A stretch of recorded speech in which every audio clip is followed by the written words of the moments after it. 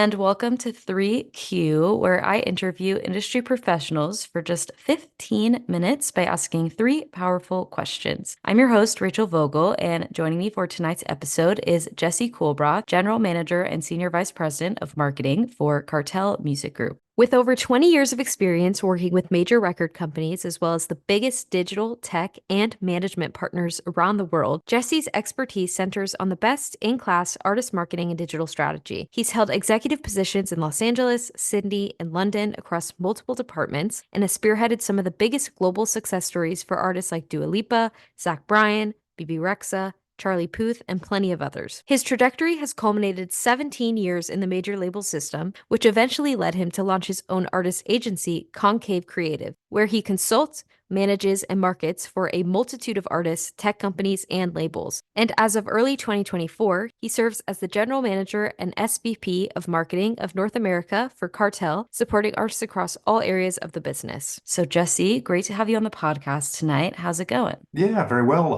Really appreciate you inviting me on. I'm very excited to talk into it. Great. Well, we are excited to have you here. So, are you ready for the first question? I am indeed. Let's do it. Imagine for a second you are sitting down with your 25-year-old self. What's one piece of advice that you'd like to give him on a personal note? And what one piece of advice would you give him from a business perspective? Good questions. For me, I think the two are a little intertwined, but I guess from a personal perspective, if I think back to my mid 20s, I mean, I started in the industry, I guess around when I was 22, 23 years old. And it was always a dream of mine to work in music. And so, essentially, really put myself into it full force. And the looking back, I think from a personal perspective, because it was like I said, a dream come true to be working in music, also working for a major label. I definitely put work first above a lot of things in the past. Things like missing friends' birthdays, friends' weddings, so just certain life events that if I look back, I kind of a philosophy now where it's like you can still work hard and do your best work, but sometimes actually creating that personal space and time actually makes you better, better professionally. And so if I could give myself some personal advice, I think I would say to, just it's a marathon and not a sprint, and just do your best professionally, but also create those moments for personal growth and relationships. For me, it actually took a personal kind of a traumatic event in my life a few years ago, in terms of some deaths in the family, in a close family, both my parents. And then also leaving Warner, which I'm sure we'll get into. I was there for about 17 years, to change some career paths, some sort of, kind of a different way about looking at the industry. Anyway, so there's a couple things that happened for me to actually sit back and realize, oh, you know what, it's time to kind of balance that personal with the professional side. That would be my personal advice to myself. On the professional front, and I hope you don't mind, but I do have to quote Adam Reamer a little bit because I listened to his podcast, and he hit something the nail on the head for me on this question. I think professionally, it is. I would give myself advice in terms of just creating your own path. He even mentioned a couple things in the industry. It's like you do have things that can, kind of drive you nuts when it comes to things like either nepotism or egos, or you do end up in a lot of cases comparing yourself to others. Unfortunately, of, oh well, I've been at this company for X many years. Why does this other person have a different title? One person could have 20 projects they're working on, and the other person has one project, but they end up getting more I guess more kudos for various reasons. And it took me a long time to realize, like, it's really about, advice I give myself is just create your own path. Just you do you in the industry. I think being authentic and kind, and really just do your best work, and just take it in stride and try to carve your own path that way. Part of that too, I would say professionally, is to change things up. Like I mentioned, worked in Warner Music for close to 17 years, which actually is kind of crazy nowadays to think about. I'm very blessed and lucky, and I have a lot of gratitude for the fact that I moved to different countries. I started in LA and then moved to Australia and then to London for a number of years and then back to LA with the company in different departments, different teams, different positions. So I'm very lucky, I think, going through lots of hard times in the industry and great times and kind of coming out the other end with a very unique experience. But if I had to give, myself and also other younger people kind of coming to the industry at a professional level, is that just to change things up, like look at different departments, maybe different companies. I think at some point professionally, not that you get stifled, but you can get into, a situation where you're just doing the same job over and over. And, it's a definitely a creative industry. So you want to keep your brain open and try new things. Glad you mentioned the working in different locations because actually I was ready to go. I had another question written up for you about that. Okay. So what was that like experiencing the business culture of this industry in those different markets, and what were some of the major differences, whether it was good or bad, that you took away from those experiences? Ooh, okay. Big question. I guess I could ask some similar questions, like, from time to time, especially from people in the industry who do want to maybe move abroad and work in different markets, and things like that. I guess I'll say a couple things to it. Every territory is different in their own ways. They're also kind of the same. I think thankfully music is pretty universal, and it touches people and in a lot of the same ways. And so, a lot of it's more the nuances about marketing music, I think in different countries around the world. But the good and the bad, in my experience, I started in domestic marketing here in LA at Warner Records, then Warner Brothers Records. I always wanted to move abroad. It was just something I had a drive to do. I think for my own personal growth, I think that all of us are citizens of the world, and it's an important education, both professionally and personally, for people to travel and just live abroad if they have that opportunity. There's a couple few years while I was at Warner. I went from domestic marketing into international, which is a dream come true. I'd always want to work in international marketing. But it was during the time of early 2000s, like piracy boom, and it was almost like every couple of weeks felt like there was mass layoffs, and it was an extremely tumultuous time in the industry. And so it was a really big decision, and I'm really happy how it worked out. But I kind of took a risk and moved to Australia to finish. I was doing the MBA program here in LA, and then I found a program in Sydney that I was able to move my credits to, which was also a music and business focused MBA program. And I didn't know if I was going to have a job at Warner when I got there or anything. And so I basically packed up and said, okay, I'm going to go do this. And I really hope that I can still be part of the Warner family when I arrive.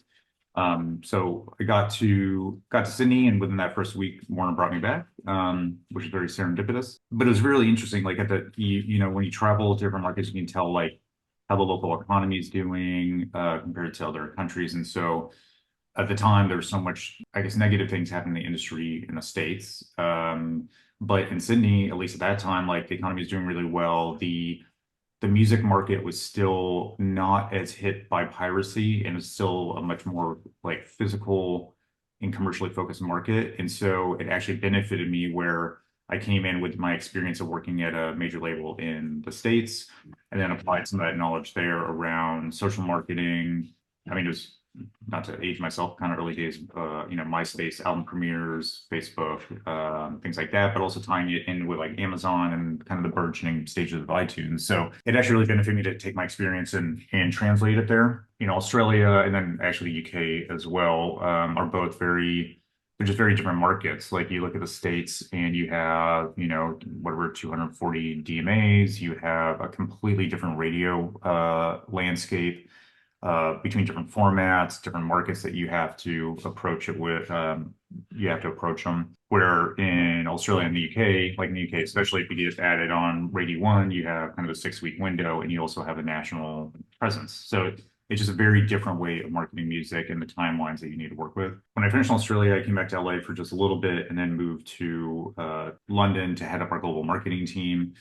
And it is kind of true that it's the same language, different culture. But so it took me a little bit to kind of assimilate and climatize to it. But it was one of the best experiences of my life. I was able to travel to, I mean, I can't even count how many countries with artists and labels. And in that, I worked across Warner Records, but also Atlantic, 300, Elektra, identifying like priorities and both for like US artists, but also artists from, let's say, Japan, and how do you try to break them in the US. And I think for me, it was like had to have that knowledge and experience is kind of invaluable nowadays. Like I get asked all the time of, can this or can this artist have a presence in X country and what are the best ways to do it? And I think it just gives you a different perspective and you realize that the world is a big place, but also a very small place when it comes to music proliferation for sure. That's super interesting to hear about all of your different experiences. Moving on, next question. Every industry has its dirty little secrets, and we all know that that is no different in the music industry. Sometimes people think that's a bad thing, but that's not always the case. Sometimes they can be quite good. What's one secret you would like to share with our listeners about the industry? Sure. So I really like this question. It's a little hard to answer. I'm sure it's so personal to everyone. And I guess my secret isn't some dirty secret that people need to hear about, but I guess my secret, I guess, would be, and I do think a lot of people realize this, but maybe not fully until they actually enter the industry, is it's definitely a hard industry. In a lot of ways. I think a lot of people enter it and it's you obviously have a passion for music and you're dying to work with artists and the idea of it is just so exciting. But then you get into it and all that stuff is there. And I will make this a positive comment, I promise. Is that you get into it and then you realize that, oh, okay, it is a business, as well as, helping the creative integrity of artists to reach as many people as possible. And so, in my case, I came in the industry and my first boss was extremely difficult. And it was definitely an eye-opening experience. And I realized, okay, it's a business. There's, I've been through things like, just crazy egos, nepotism, mass layoffs, toxic work environments, all these kinds of things. And to me, the secret that comes out of it, and on a positive side, is that while all these things do happen, is that you also meet some of the most amazing people, fantastic bosses. You have those moments in an industry that just blow you away. Where you're like, oh my God, I can't believe I am doing XYZ for a living. And I think this, the secret to me is, for people, I could say is like, just realize like, when you go into it, like resilience is kind of key and know that you're going to have those hard moments. And some of the hard moments are just so ridiculous. Where you're like, oh my God, in any other industry or setting, this would never happen. But you kind of just take things in stride and just know that, there's these amazing, wonderful people and amazing and wonderful moments that happen that, make up for, some of the other bumps in the road that might be incurred. Do you feel like you kind of felt the same way when you went on to start your own company? Yeah, I mean that was definitely a scary endeavor. I think that was part of it. I was at, one company for so long. And like I said, I kind of had a life-changing event personally with family passing away that it kind of even sparked something in me to be like, not that I wanted another challenge, but at least to, yeah, feel that resilience again and be able to go out and be like, can I do something else? Can I bring a new outlook and expertise to people who need it? And it's actually been pretty eye-opening of pretty quickly. I had some artists and managers come to me and say, hey, oh, okay, you're open for business. Like we love working with you. Can we throw you some campaigns to work on? And all that did lend itself to me now working with Cartel. And it's just I mean, I don't know if this is totally answering your question, but I do find now you have this thing in the industry where there's so many different labels and partners and distribution companies and funding firms and like all this kind of stuff that there's just so much opportunity and cool stuff going on. That, for me, it was that thing to be resilient and kind of be like, okay, let me go see what the rest of the world has to offer, after being at one company for so long. Mhm. Last question. Throughout your career, I can only imagine you've been asked plenty of questions, whether for industry conferences, the media, or even a promotion. But throughout all of those interviews and all of those questions, there has to be one that you've never been asked but would have liked to. So, what is that question and what would be your answer? Okay, so I have a couple ways to answer this. The hardest question I do find, which everyone tends to ask, is, how do you break an artist in 2024? And I think it goes back to a couple of things I'd already mentioned, but in this one, it's that thing that everyone asks. A lot of people think they have the magic answer to this, but I don't think that really exists. I think that you have such a landscape, like I said, with so many different partners and options, especially for artists. I think this is an amazing thing, that artists have so much more power in their hands nowadays to distribute their music, find their own marketing partners, kind of like take more control over their destiny. Saying that, you also have exponential more volume of music coming out every week. And to actually break through the clutter and actually keep people's attention is a very difficult task. Like even for a couple university classes I've taught, and even some panel discussions, it's just one of those things that continuously comes up, and I just don't think anyone has the perfect answer. But I think I try to tell artists all the time that it's really about their narrative and being authentic. And like I feel like so many artists compare themselves to other artists, or oh, I have a track out, why am I not blowing up, things like that. And it's really about, I actually think it comes back to proper artist development again, and actually just finding the right path and the right lane for certain artists. But anyways, to me, like, even though it's not the question I'm never asked, it's the question usually asked, but it's just, it's probably one of the hardest ones to answer, I think, in 2024. Question I kind of wish I was asked more often. I think even one of the other podcasts, someone was mentioning, just like, you want to also find out like the values of people, and are they kind? Are they supportive? Are they, I think over some years in the industry, you really just want to find good people to work with. And I don't think people ask enough questions about how do you find those people? What are the type of, qualities in both colleagues, coworkers, and also in artists you work with and managers. I don't know. I kind of have a passion for trying to bring more humbleness into the industry a little bit, and kind of wish people would ask more about those types of things. Awesome. Well, Jesse, thank you again for joining me tonight. Really appreciate you being on the podcast. I appreciate you too. I can't thank you enough for inviting me and listening to me ramble for 20 minutes. And to everybody listening, hope you enjoyed tonight's episode. Stay tuned for next week of 3Q, where I interview industry professionals for just 15 minutes by asking 3 powerful questions. See you next time.